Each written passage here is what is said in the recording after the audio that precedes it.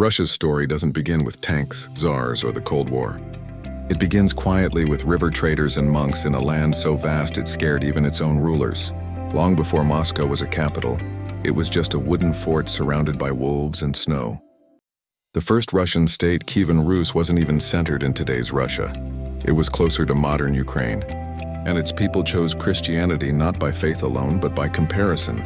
According to chronicles, Prince Vladimir rejected Islam because alcohol was forbidden, saying, "Drinking is the joy of Rus." That single decision shaped 1,000 years of Russian identity. Then came something Russians still carry in their memory: 200 years of Mongol rule. While Europe was building castles and parliaments, Russian lands were paying tribute to Mongol Khans. This is where a little-known truth hides. Russia didn't just survive the Mongols, it learned from them. The centralized power, the secret police mindset, the obsession with control. Many of these systems were inherited, not invented. Moscow rose by cooperating with the Mongols, collecting taxes for them, quietly growing stronger while others resisted and were destroyed. Here's something most people don't know. Russia expanded faster than any empire in history, not by oceans, but by footsteps. At one point, Russian explorers were moving east so fast that by the time news reached Moscow, new lands were already conquered.